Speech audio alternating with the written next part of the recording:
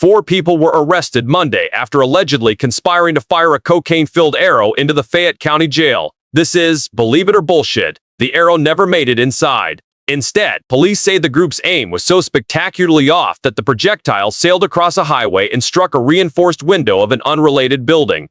Amanda Frey, 33, along with 3 accomplices, faces charges including conspiracy, possession with intent to deliver, and criminal use of a communication facility. Uniontown police say the scheme involved coordinating with inmates inside the facility to arrange the delivery. The arrow contained approximately 7 grams of suspected cocaine. According to court documents, the plan called for shooting the arrow through a specific window on the jail's 2nd floor. The crew apparently never accounted for the fact that a 4-lane highway sits between the launch site and the target, or that shooting narcotics into a correctional facility might require more than enthusiasm and a sporting goods store purchase. The arrow ended up embedded in the window of a building used by county offices, roughly 100 yards from where it was supposed to land. Police recovered the arrow, still loaded with drugs, and traced the operation back to Frey through jail phone records and witness statements. Here's how this disaster actually unfolded. The investigation began when authorities monitoring inmate communications at Fayette County Jail noticed suspicious phone calls discussing an incoming delivery. According to the Observer reporter, inmates had been coordinating with outside contacts to arrange what they referred to as supplies, coming through a 2nd-floor window. Police surveillance identified Amanda Frey as the primary coordinator on the outside.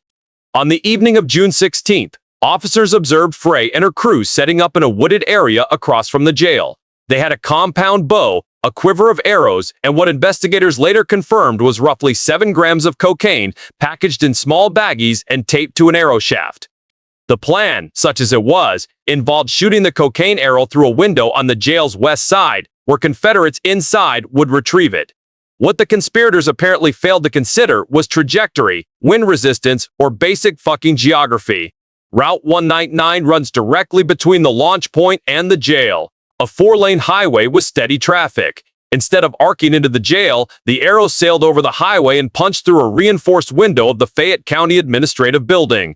The building houses various county offices and had been unoccupied at the time. A maintenance worker discovered the arrow the following morning, still lodged in the window, with the cocaine packages intact. Police matched the arrow to Frey through purchase records and surveillance footage showing her buying archery equipment at a local retailer 3 days before the attempt. Jail phone records showed multiple calls between Frey and inmates discussing window locations, timing, and confirming that the package would arrive Monday night. Text messages recovered from Frey's phone included detailed discussions about which window to target and what time security rounds would be lightest. The other 3 defendants, whose names were withheld pending arraignment, allegedly served as lookouts and provided transportation. Police arrested all 4 without incident. Frey was arraigned Monday afternoon and held on $25,000 bond. The inmates who are coordinating from inside face additional charges for criminal conspiracy and contraband possession. Authorities noted this wasn't the first attempted arrow delivery to the Fayette County Jail. In 2023, another group tried a similar scheme with marijuana. That arrow also missed, landing in a parking lot. The jail has since installed additional fencing and increased exterior patrols, though officials acknowledge that stopping someone determined to shoot shit over a highway presents unique security challenges. That story's going in the files under crimes that required more planning than execution. Up next, 2 women who upgraded their contraband delivery method to 21st century technology, then decided the best place to operate it was directly in front of the people they were trying to avoid.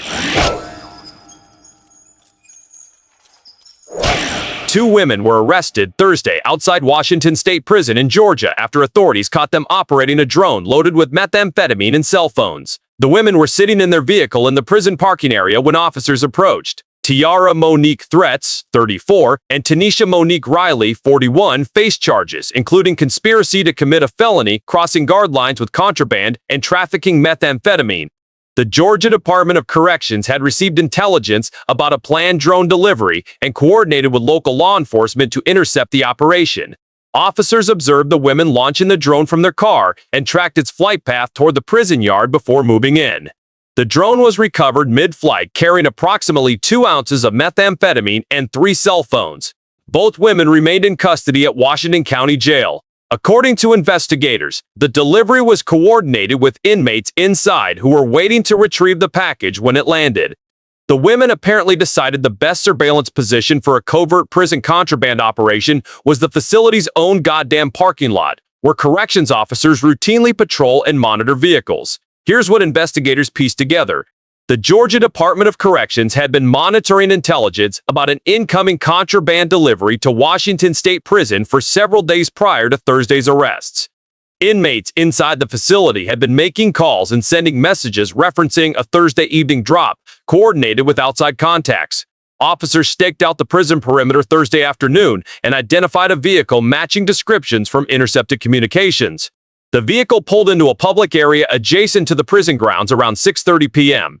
According to WGXA, Threats and Riley remained in the car for approximately 15 minutes before deploying the drone. Surveillance teams watched the women assemble the drone in the vehicle, attach a small package to its undercarriage, and launch it toward the prison recreation yard. The drone flew roughly 200 yards before corrections officers on the ground activated countermeasures and brought it down. The package contained 2 plastic bags of methamphetamine totaling just over 2 ounces, along with 3 prepaid cell phones still in their packaging.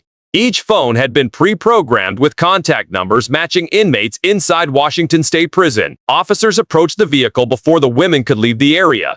Both women were taken into custody without incident. A search of their vehicle turned up an additional cell phone, drone controller, spare batteries, and what investigators described as operational notes, detailing delivery windows and yard schedules. Text messages on Riley's phone included detailed instructions from inmates about where to position the drop and what time security rounds would be occupied elsewhere in the facility. The messages also discussed payment arrangements. Inmates' families had allegedly wired funds to Riley's account over the previous week to cover the contraband and delivery fee. Threats told officers she thought they were just helping out some friends and didn't realize dropping drugs into a prison via drone was illegal. Riley declined to make any statements.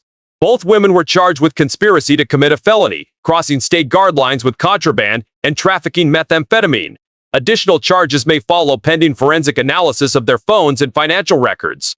The inmates who coordinated the delivery from inside face additional disciplinary measures and criminal charges. Prison officials noted this was the 3rd drone interdiction at Washington State Prison this year. 2 previous attempts in March and April were also intercepted before the contraband reached inmates. The facility has since installed additional drone detection equipment and increased exterior patrols during evening hours when drone activity typically peaks.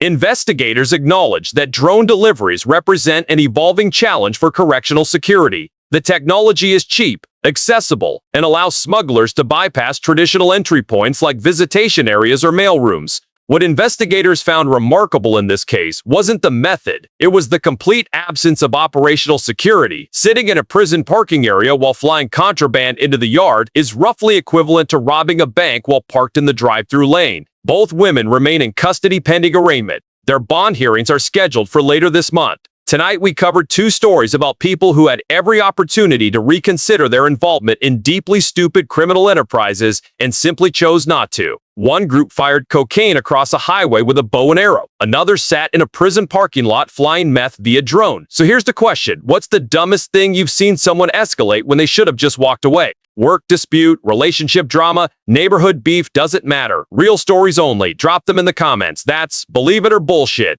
Subscribe now. Someone somewhere is already planning our next episode.